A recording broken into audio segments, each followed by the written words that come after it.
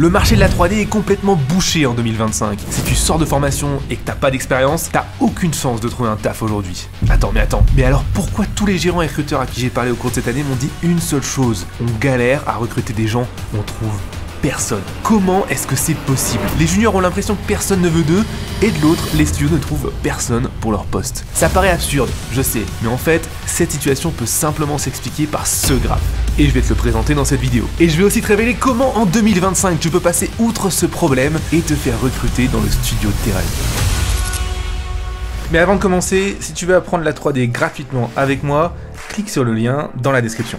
Alors commençons. Donc je vais faire un petit graphe ici, tu vois, pour que tu vois un petit peu ce qu'il en retourne. Donc ceci est une ligne, d'accord? Jusque-là je pense que ça va. Ce trait-là ici représente le niveau des gens qui cherchent un travail, d'accord? Et on va en parler après de ce que ça veut dire, machin, etc. Et ici, cette ligne représente le niveau des gens qui recrutent, d'accord? Le niveau recherché par les gens qui recrutent. Alors, qu'est-ce que ça veut dire? Déjà, le premier truc à comprendre, c'est que ça, là, c'est pas forcément le niveau technique, c'est pas forcément tes compétences techniques. C'est un tout. Toi, c'est tes compétences techniques, ton habilité à te vendre, à faire percevoir ta valeur, est-ce que tu t'intégreras bien dans l'équipe, est-ce que t'es pas un connard, etc., etc. Tu vois, c'est vraiment toi, d'accord? Et en gros, tu dois te dire, ok, là, t'es une énorme chiasse, et là, t'es un fou furieux malade, ok? Et ce qu'il faut se rendre compte, c'est que, c'est tout bête, mais c'est pour ça que les sociétés aujourd'hui ont du mal à te recruter, c'est parce que tu te trouves là. Et les boîtes, elles recherchent là. C'est pas aussi simple en fait. Tu dois trouver un moyen, et c'est ce que tu fais pas, de passer ce gap, ou alors de trouver une société qui engage à ton niveau. Mais en fait, la base, le fondamental qui fait que les gens ont du mal à être recrutés aujourd'hui, c'est parce qu'en fait, ils n'ont pas conscience de ce gap. Et c'est pas une critique dans le sens où oui, t'es trop nul, c'est pas ça que je suis en train de dire. Je suis en train de dire, c'est que tous les gens avec qui je discute qui sont juniors, et je vais expliquer après ce terme et pourquoi je suis pas un énorme fan, mais peu importe, ils me disent tous qu'ils galèrent à trouver du taf. Et tous les recruteurs avec qui je parle, et j'en vois 1 à 2 par mois depuis 3 ans, ils me disent tous, sans exception, qu'ils galèrent à recruter. Pourquoi? Comment c'est possible qu'on ait un endroit des gens qui cherchent du taf et qui n'arrivent pas à trouver, et un autre endroit qui est des gens qui veulent recruter et qui n'arrivent pas à recruter? Et bah, le souci, il est là. C'est qu'en fait, la vérité, c'est que les gens qui recrutent ne cherchent pas les gens qui cherchent un travail. Alors, il va se poser plusieurs questions. Déjà, la première question, c'est comment tu passes ce gap, d'accord? Là, tu as plusieurs solutions. La première solution, c'est le showreel. Donc, le showreel, en gros, ça va être la partie de ton niveau technique. Je sais pas pourquoi il me fait chou là, voilà. Ça va être ton niveau technique, d'accord? Donc, premier point, du coup, est-ce que tu peux, ici, augmenter la qualité de ton showreel? Une manière très facile de faire ça, c'est simplement de l'envoyer à des gens qui travaillent, pas à des recruteurs de gens qui travaillent, et leur demander ton avis. Et tu modifies ce qu'ils te disent de modifier. Point barre. Donc, une fois que ça t'a fait ça, c'est pas fini. Le deuxième point qui va avoir un impact énorme sur ce gap, c'est l'expérience. Et ça, c'est toujours un point qui fait chier les débutants, parce que les gens qui arrivent sur le marché du travail, c'est qu'ils ont l'impression que ce gap-là d'expérience, il est un peu difficile à modifier, quoi. T'es un petit peu dedans, et du coup, on te dit, ah, il faut de l'expérience, t'en as pas, du coup, t'es niqué, et tu sais pas quoi faire. D'accord? Donc, comment tu peux faire ça? Bah, ce qu'il faut comprendre, c'est qu'en effet, t'as pas beaucoup de marge là-dessus, mais ça change rien. Il faut quand même savoir qu'il est là. C'est-à-dire que quelqu'un qui a le même showreel que toi, mais qui a de l'expérience, il sera pris à ta place. Et l'expérience, c'est certainement un des trucs qui te fait passer ce cap le plus vite possible. Tu vois, l'expérience, c'est un des trucs qui a genre, tu peux avoir 1 an d'expérience, ça te fait arriver là, direct, quoi. Ça te fait arriver quasiment là, tu vois. Direct. Sans changer ton niveau. Et alors, c'est utile, je pense, de comprendre pourquoi. Parce que tu vas voir, en comprenant pourquoi l'expérience a ton importance, tu vas pouvoir mimiquer les raisons et du coup pouvoir réduire le gap ou augmenter ta position sur ce graphe. Donc pourquoi l'expérience c'est si important? En fait, l'expérience, ce que ça te donne, en fait, c'est pas vraiment le fait que tu travailles pour d'autres gens qui a du sens. C'est en fait, ce que ça donne, c'est, je vais écrire ça en anglais parce que c'est plus court, le trust.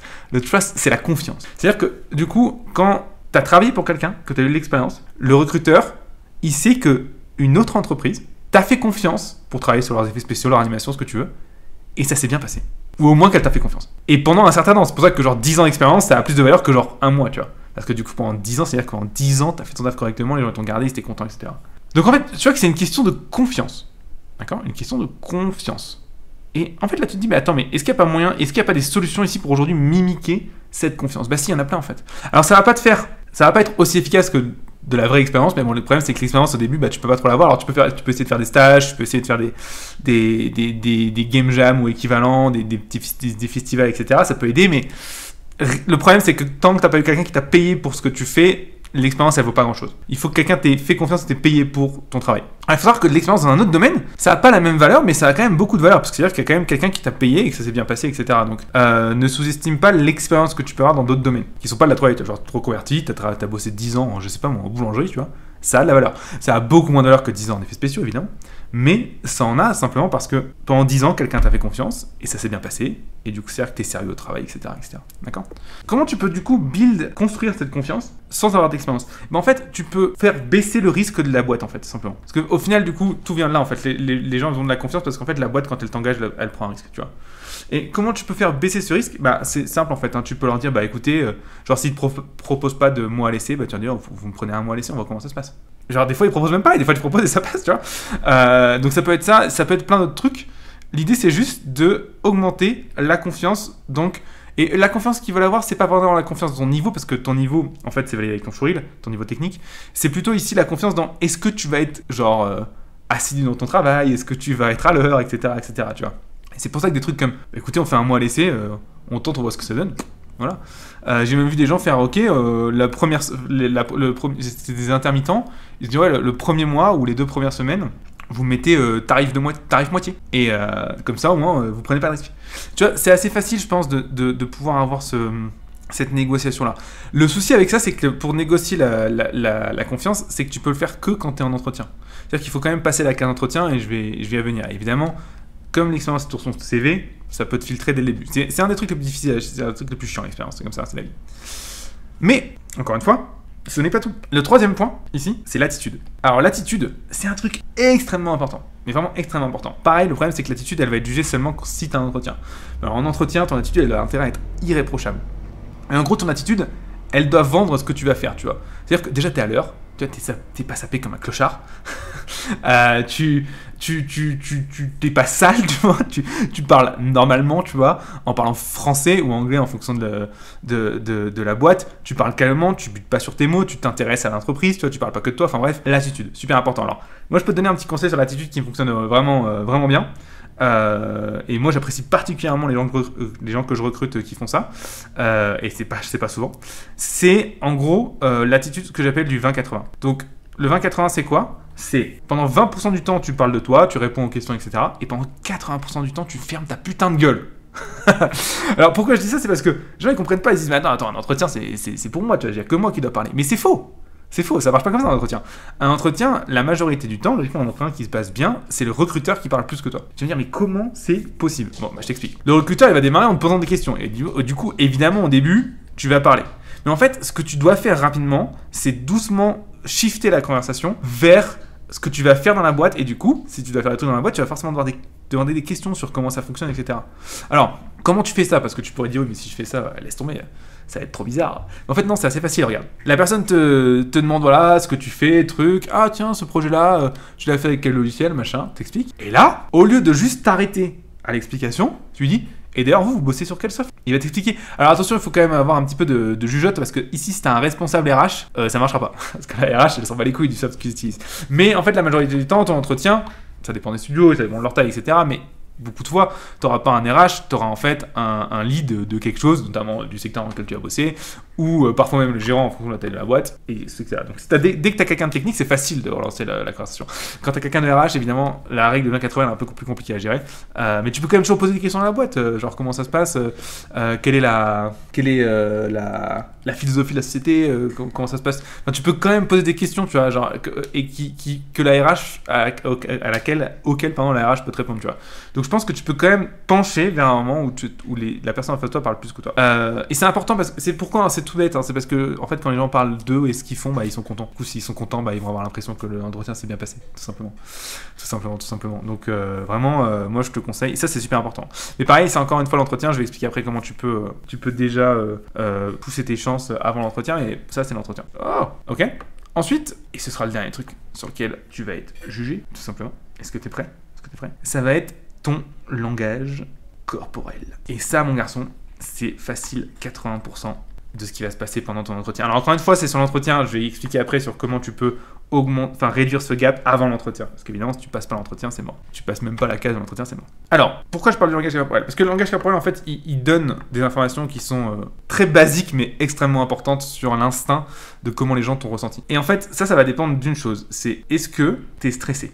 Point barre. Parce que si tu es stressé comme un porc, ton langage corporel, tu vas respirer rapidement, tu vas parler très vite, tu vas avoir du mal à te détendre, tu vas avoir du mal à t'asseoir correctement, à écouter vraiment les réponses, tu vas toujours être en train de réfléchir à ce que tu vas dire après, ou d'écouter vraiment ce que la personne te dit, etc. Ça va se sentir à fond, et du coup, évidemment, je sais pas si tu as déjà été mangé ou tu as déjà parlé avec quelqu'un qui est ultra stressé, c'est très pénible. Moi j'ai fait pas mal de recrutement comme ça, et les gens qui sont extrêmement stressés en entretien, ça se voit tout de suite et ça donne pas du tout envie de travailler avec eux, simplement parce que le premier truc que je me dis c'est putain, mais si la personne elle gère mal cette pression-là, qu'est-ce que ça va être si un jour quand on travaille ensemble on a un problème, tu vois. Donc tu veux être le plus calme possible. Alors encore une fois, c'est facile à dire, tu te dis, mais en fait non, parce qu'il y a une solution toute bête ici pour être plus calme. C'est que tu dois te dire que je le taffe ou pas, ça change rien pour moi. Donc il te faut en fait plusieurs options. Donc en gros, il te faut plusieurs entretiens, faut pas que tu en aies qu'un en fait. Parce qu'à partir du moment où tu as plusieurs options, du coup c'est plus facile d'être calme parce que tu dis au pire, celle-là ça se passe mal, j'en ai d'autres. Et évidemment, tu te dis alors je galère déjà à avoir un entretien, quelle idée d'avoir plusieurs options, enculé. Mais je vais évidemment t'expliquer comment tu peux faire ça. Alors, regarde. On va du coup commencer par parler de la partie qui est de avant l'entretien. Donc avant l'entretien, d'accord, tu as déjà un gap, hein. Le gap existe peu importe la situation dans laquelle tu es, d'accord. Donc le niveau recherché par exemple est ici. Et en fait, tu as souvent deux niveaux. Tu as un niveau qui va être là, enfin, tu as un niveau qui va être pré-accepté qui va être là, d'accord, qui va en fait le niveau, genre, tu as accepté pour un entretien. Et ça, c'est le niveau pour être prêt, d'accord. Donc, les astuces que je t'ai montrées tout à l'heure, souvent, en fait, elles vont te servir à réduire ce gap-là, d'accord. Mais le problème, c'est que souvent, les gens qui parlent, ils sont là. Donc, c'est-à-dire qu'il leur faut aussi des astuces pour réduire ce gap-là. Et en fait, la plupart du temps, ça, c'est vraiment difficile. Alors, je l'ai dit, le showreel, c'est le premier truc, c'est le truc le plus efficace pour pouvoir réduire ce gap-là. Et encore une fois, la solution, elle est simple, c'est que tu contactes des gens de l'industrie, genre sur LinkedIn ou ce que tu veux, et tu leur demandes si à ta place, qu'est-ce qui changerait, tout simplement. Et ça, déjà, ça va te faire au moins passer là. Hein. Juste, t'écoutes deux conseils de personnes qui travaillent dans l'industrie, c'est rapide et efficace, quoi. Ce n'est pas tout. Il y a un autre truc que tu peux faire, c'est que la plupart des gens que je vois, ils ont tendance à envoyer des showreels plus CV qui sont les plus banal possible. Genre vraiment, il y a pas plus banal que ça. Et du coup, en fait, comme ils se font pas remarquer, ils tombent dans la masse qui est ici, tu vois, qui est encore une fois trop bas parce que tu vas être prêt à l'entretien ici. Et là, il y a une solution toute bête pour pouvoir... alors, c'est à double tranchant, mais dans tous les cas, on s'en fout parce qu'en fait, tout ce qui compte sur le volume, je vais y venir après. Mais en gros, la solution que je vais te donner, elle va ou te faire faire ça, ou te faire faire ça, en fonction de la personne qui va lire ton CV. Mais en gros, l'idée, c'est que tu veux trouver une solution pour que ça sorte du haut. Donc en gros, tu veux te faire remarquer. Et ça peut être plein de solutions, tu vois. Ça peut être en écrivant un mail humoristique, tu vois. Ça peut être en ayant un CV qui soit très particulier en termes de design.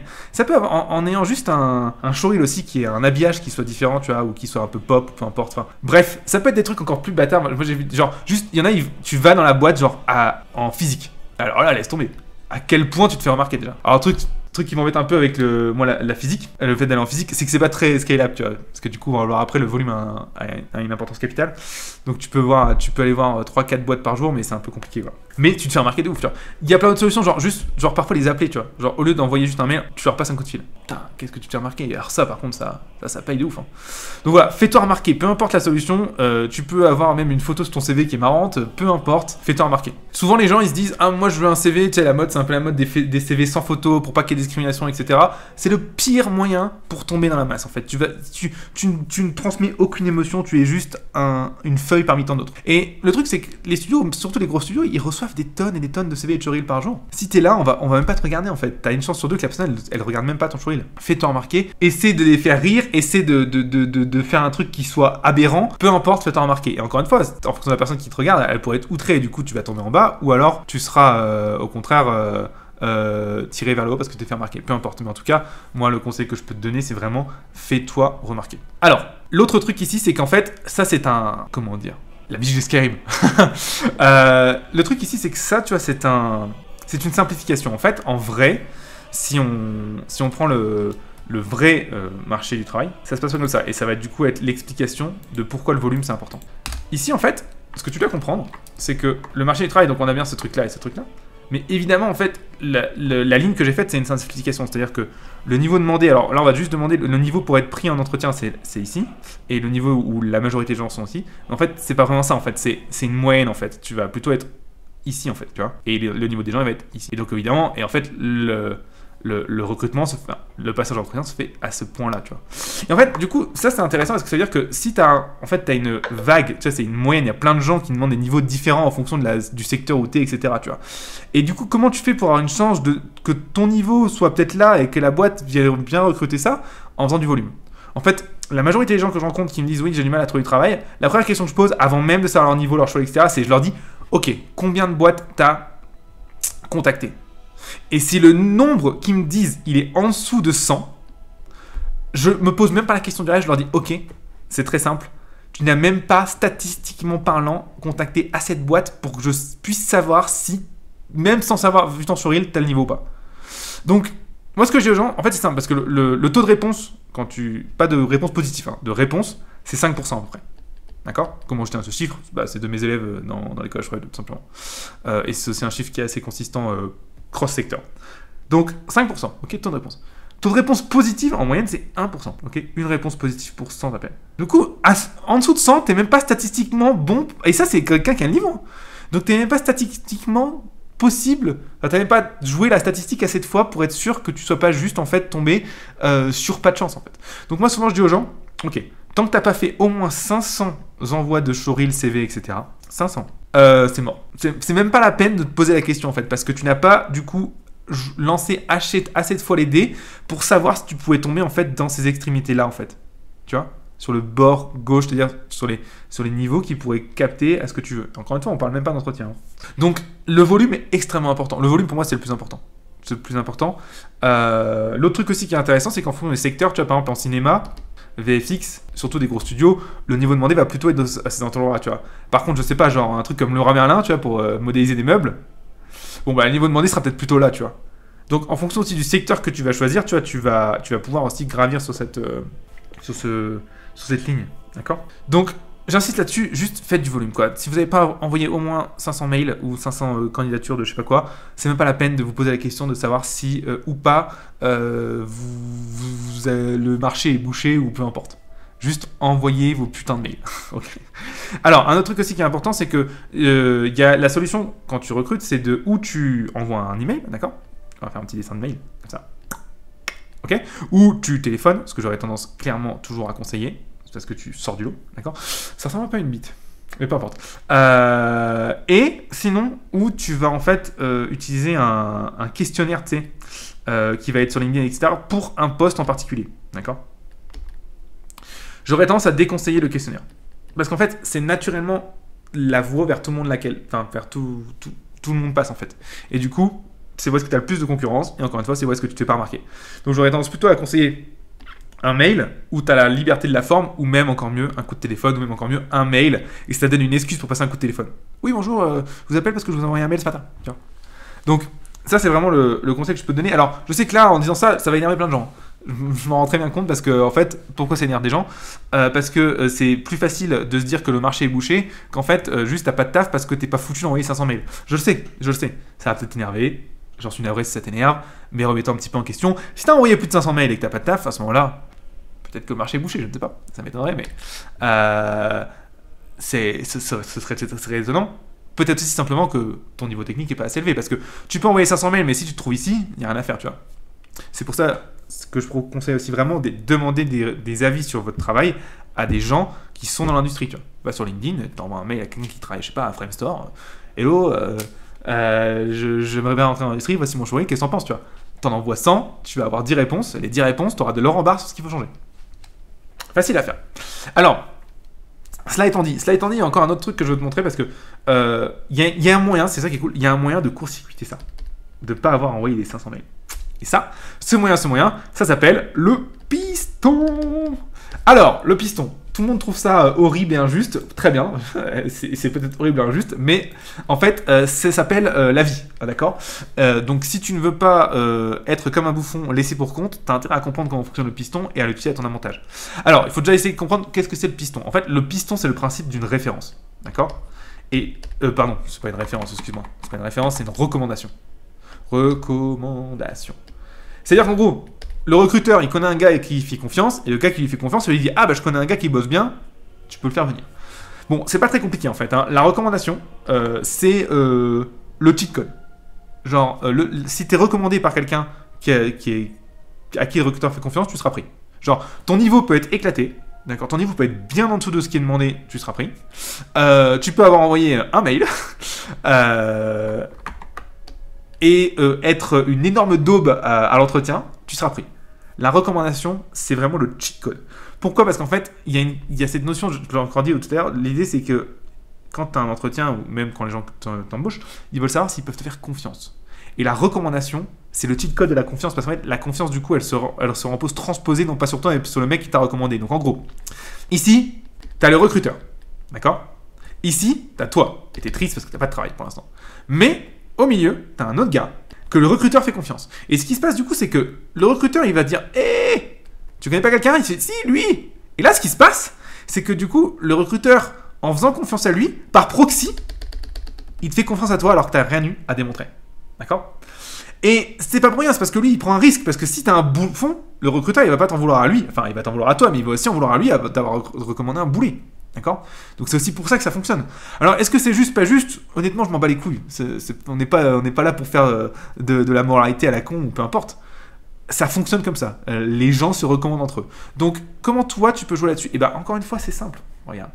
Je te remonte la technique. Parce qu'en fait, c'est toujours la même. Hein. Tu veux savoir si ton showreel a le bon niveau. Qu'est-ce que tu fais?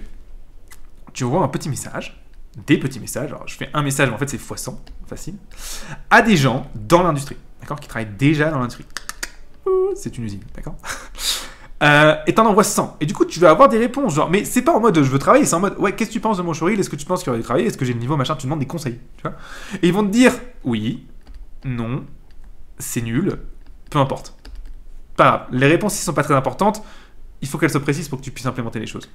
Donc maintenant, ce que tu vas faire, c'est que toi, tu vas avoir ces réponses, tu vas faire ok, moi j'ai des trucs à changer sur mon showreel, donc tu vas faire le travail, tu fais le travail, et tu vas faire un truc de ouf. Tu vas renvoyer aux mêmes personnes ton showreel modifié. Genre tu vas faire hé, suite à tes retours, j'ai fait ça. Et là, les gens ils sont en mode, parce que ça n'arrive jamais en fait que les gens reviennent vers eux. Ils sont super contents. Là, les gens ils sont tous oh putain, cool. Le mec il fait ce que je lui ai demandé, putain c'est trop bien. Tac, tout le monde est content. Et là, qu'est-ce que tu fais? Qu'est-ce que tu fais? Eh, mais d'ailleurs, si tu penses que mon showreel est un peu mieux, t'aurais pas une place dans ta boîte? Tu connais pas quelqu'un qui me prendrait? Et là, ils sont contents. Et là, encore une fois, tout le monde va pas te recommander. La majorité des temps vont te dire non, mais il suffit d'un gars qui va faire ah, bah, si tu veux, je peux te pistonner. Alors souvent, il te pistonne pas dans sa boîte, hein, ça peut arriver, mais souvent, il te pistonne dans la boîte d'un pote parce qu'il connaît quelqu'un. Et en fait, il y a genre une personne, deux personnes, et puis ça arrive au recruteur d'une autre boîte. Mais peu importe, on s'en fout. Ça peut être aussi ton chemin. Ça peut être aussi ton chemin pour rentrer dans l'industrie, en fait. Et ce qui est cool avec cette solution-là, c'est que t'as pas t'envoyer à 500 mails. Alors, maintenant, dans les faits. Qu'est-ce que tu vas faire si tu veux aujourd'hui travailler dans l'industrie? Bah, l'idée c'est de faire en fait un mix de tout ça parce que tu vas pas faire, tu vas pas juste seulement te reposer sur le piston, ça n'a pas de sens. Ce que tu vas faire, c'est ça. Bon, déjà il te faut un showreel, hein. Donc si t'as pas de showreel déjà, c'est mort. Il t'en faut au moins un, même mauvais, mais il te faut un showreel, d'accord? Premier truc à faire. Je sais pas pourquoi je mets un petit smiley, on va plutôt mettre un petit validé. Okay, une fois que tu as un showreel, le premier truc que tu fais, c'est que tu l'envoies, comme je disais, x 500. Je vais mettre link pour LinkedIn à l'industrie, d'accord? À des gens qui travaillent et tu leur demandes un avis. Tu ne demandes pas un travail pour l'instant, tu demandes un avis. Okay, tu vas avoir 10 réponses et les 10 réponses, elles doivent te permettre de faire des retours sur ton showreel. D'accord? Donc en gros, tu veux modifier ce qu'on t'a dit de faire. Et une fois que tu as fait les retours, tu vas renvoyer le showreel modifié à ces mêmes 10 personnes. Pour leur redemander un avis. Ah tiens, qu'est-ce que t'en penses, j'ai modifié, etc. Et du coup là, les gens vont être contents. En parallèle, quand tu as déjà fait ça, donc ça se fait ici maintenant, là on est en parallèle. Tu vas commencer à envoyer les mails de candidature spontanée et passer tes petits coups de fil. D'accord? Ça c'est minimum, on l'a dit, x 500. Ok? Ce qui est cool, c'est que tes mails, tu les envoies et au fur et à mesure, tu mets ton showreel, donc logiquement, tu auras un taux de réponse qui sera de plus en plus élevé. Deux trucs, tu vas avoir du coup, comme je dis, 5% de taux de réponse. Quand tu as une réponse qui est non, demande pourquoi. Qu'est-ce que je pourrais changer pour travailler avec vous? D'accord? L'idée, c'est d'avoir le même type d'information que les avis ici. Ok? Et si tu as une réponse qui est oui, alors du coup, là, il te reste à faire ce qu'on a appliqué sur les entretiens. Parce que du coup, le oui, c'est pas oui, t'es pris, c'est oui, t'as un entretien. D'accord? Et voilà. Ça doit te prendre logiquement, si ton showreel ici, de base, il n'est pas trop dégueulasse, ça doit te prendre entre 2, allez, même 1 en fonction des gens, 1 à 6 mois. Si tu fais ça sérieusement, tous les jours. Moi, souvent, je dis aux gens, t'envoies 50 mails par semaine. 10 par jour. T'as le week-end en plus. T'as que ça à foutre. 50 mails par semaine, c'est-à-dire qu'en un mois, tu en as envoyé 200. D'accord? Donc en 2 mois, tu es quasiment à 400. À la moitié de la période, tu es déjà à 500. D'accord? Et du coup, tout le reste, ça te permet de t'averser. Donc en gros, tu commences ta journée par t'envoies d'emails, et puis après, ensuite, tu fais les retours sur ton jour-il que les gens t'ont dit de faire. Et là, du coup, il peut se passer deux choses. Ou tu as un oui à froid, ici, donc en cold. D'accord? Ou alors, tu as un piston ici qui se déclare naturellement parce qu'en fait, tu as fait ce qu'une personne t'a dit et les gens ont apprécié que tu fasses ce qu'ils disent en fait. Ce qui est fou, hein, mais c'est comme ça. Et voilà, c'est fini. J'ai pas grand chose d'autre à rajouter en fait. D'accord? Alors, on va quand même faire un petit point sur l'état du marché actuel. Parce que je pense que ça c'est aussi important parce qu'il y a beaucoup de gens qui se trouvent comme l'excuse de oui, le marché n'en vaut plus, etc. Et il n'y a rien de plus vrai, c'est ridicule. Alors, on va quand même essayer de comprendre ce qui s'est passé dans l'histoire de l'industrie de la 3D en termes de recrutement pour comprendre. Alors, on est en 2000. Alors, les dates seront peut-être pas exactes parce que là, je les sors de tête, mais de toute façon, historiquement, c'est ce qui s'est passé. Donc, en 2021, 22, je sais plus. Je crois que c'est 2020 déjà. En 2020 ou 2021. Bref, on a eu le Covid. Je sais pas si tu te souviens. C'était le bordel. Et le Covid, il a fait un truc tout bête, c'est que ça a fait exploser le nombre de demandes des gens qui étaient à la maison en train de regarder la télé. D'accord? Qu'est-ce qui s'est passé? On a eu du coup à ce moment-là, de 2021, 2021, 2022, une augmentation assez importante de la demande de production pour des trucs comme Netflix, Disney+, etc. Donc, en gros, le recrutement était là et ça a commencé à faire ça. Donc, ça a augmenté anormalement, bien plus que d'habitude. D'accord? Sauf qu'il s'est passé un truc tout bête. En 2022, 2023, même avant, mais peu importe, genre les gens rentraient chez eux, tu vois. Et pourquoi c'est sinon? C'est parce que oui, les gens sont rentrés chez eux, sont commencés à sortir dehors bien avant, mais le problème c'est qu'une production de série, c'est long, tu vois, c'est 1 à 2 ans. Donc en gros, c'est décalé, tu vois, genre la demande a augmenté, et du coup le nombre d'employés s'est retrouvé ici, en 2023, alors qu'il n'y avait plus de demande, parce que du coup, en fait, les gens là sortaient juste des séries qui auraient été engagées ici, tu vois. Donc, qu'est-ce qu'il s'est passé? En fait, il y a le contre-coup, simplement, on a besoin de moins de gens, donc hop, on descend. D'accord? Donc ça fait un peu mal, tu vois. Et là, on est autour de 2023-2024. Mais il se passe un autre truc en plus, c'est qu'à ce moment-là, il se passe la grève des acteurs. Et acteurs, auteurs. Et alors ça fout la merde parce que ça stoppe toutes les productions. Et du coup, toutes les productions. Et pareil, encore une fois, ce qui est un peu difficile, c'est que ça n'arrive pas tout de suite pour nous, en termes de post-production, parce que la post-production arrive après. Donc les productions, ça stoppe ici. Mais pour nous, la conséquence arrive genre là. Donc pour nous, là, c'est 2024-2025. Et du coup, ce qui se passe là, en 2024-2025, voilà, on a une baisse de la demande parce que simplement, en fait, on ressent le contre-coup, ici, de la grève des acteurs-auteurs. Alors, ce qui est cool, c'est que ça, c'est quasiment fini et que ça commence à revenir à la norme en ce moment. Donc, c'est cool. On commence à repartir sur une pente normale. Comme ça. Hop. Mais du coup, ce qui est un peu difficile, c'est que là, en gros, d'ailleurs, on sent que le marché est les gens sont un peu déprimés en ce moment, c'est parce qu'en fait, on sort de ce creux ici, ici. Genre, il y a 3-4 mois, on était là, en fait. Qu'est-ce que ça veut dire pour toi? Bah, pas grand-chose, en fait. C'est juste que ça te donne du contexte, mais en fait, ça change rien à la manière dont tu vas chercher un boulot. Mais le premier truc que tu peux te rendre compte, c'est que ça, c'est un truc qui ne concerne que l'industrie vidéoludique. Donc, du divertissement, d'accord? Ça n'a pas été le cas en ad, donc en pub, ou en industrie.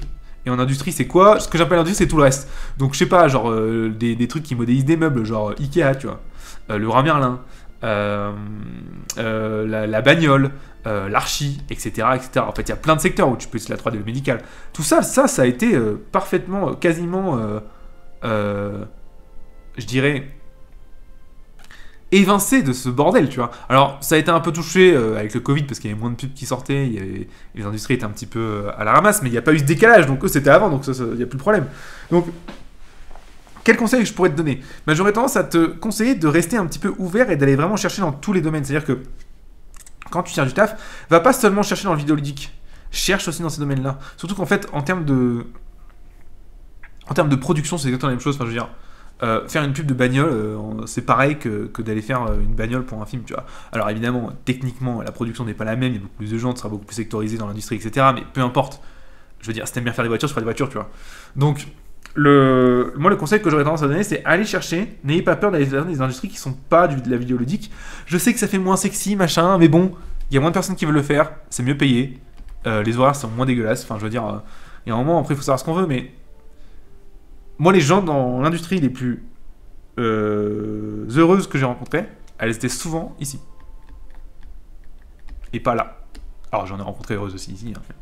Mais souvent, la plupart des gens étaient des gens qui s'en sortaient bien. Quand je dis s'en sortaient bien, c'est pas en mode ils gagnaient beaucoup d'argent, mais quoique il y a plus de thunes ici.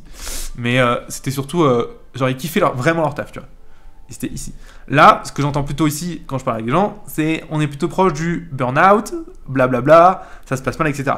Pourquoi ? Parce que tout le monde veut faire ça, tout le monde veut faire ça, t'as une concurrence de ouf, tout le monde est prêt à descendre ses prix de ouf, donc tu te bats contre des gens qui sont prêts à travailler carrément gratos pour le prochain Marvel, évidemment, c'est compliqué de s'en sortir correctement, tu vois.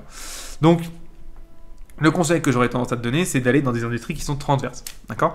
Si tu combines ça avec ça, t'es bon. Franchement, t'as un taf à tous les coups. Alors évidemment, il faut ça. Hein. C'est la première étape. Hein. C'est la première étape. Il te faut un reel, d'accord ? Et justement, du coup, ça va être la conclusion de cette vidéo. S'il te faut un reel, déjà, il faut savoir faire la 3D. Si tu veux apprendre la 3D avec moi gratuitement et que tu veux apprendre à faire un showreel derrière, bah, il faut déjà commencer par faire ta première image. T'es pas d'accord avec moi ? Faire ta première image de A à Z. Et bah, ce que je te propose d'apprendre avec moi, c'est 6 jours gratuits. Ça se passe juste en dessous. Il y a un petit lien dans la description où je te mettrai même une petite image ici. Tu cliques, c'est 6 jours gratuits. Tu reçois une vidéo par jour et ça te permet d'apprendre à faire ta première image de A à Z. C'est vraiment par là qu'il faut démarrer. Et sinon, si t'as déjà un showreel, bah tu sais ce qu'il te reste à faire. Voilà. Et si t'as des questions par rapport à ça, n'hésite pas en commentaire. Allez, bon courage. Ciao. Bon, déjà, félicitations d'être arrivé jusqu'ici. Crois-moi, tu fais partie de la minorité. Maintenant, est-ce que ça te dirait d'aller plus loin qu'un simple tuto YouTube ? D'avoir un vrai cours qui t'explique les fondamentaux qui sont derrière justement un tuto comme celui que tu viens de voir. Ouais ? Ok. Alors voilà ce que je te propose. Tu vas cliquer ici maintenant pour recevoir un cursus complet de 6 jours où je vais t'apprendre en détail à réaliser ta première image de A à Z en 3D et gratuitement. Oui, t'as bien entendu, c'est totalement gratuit, c'est sans bullshit et tu pourras appliquer tout ce que tu auras appris dans tes propres projets. Alors, on se retrouve de l'autre côté ?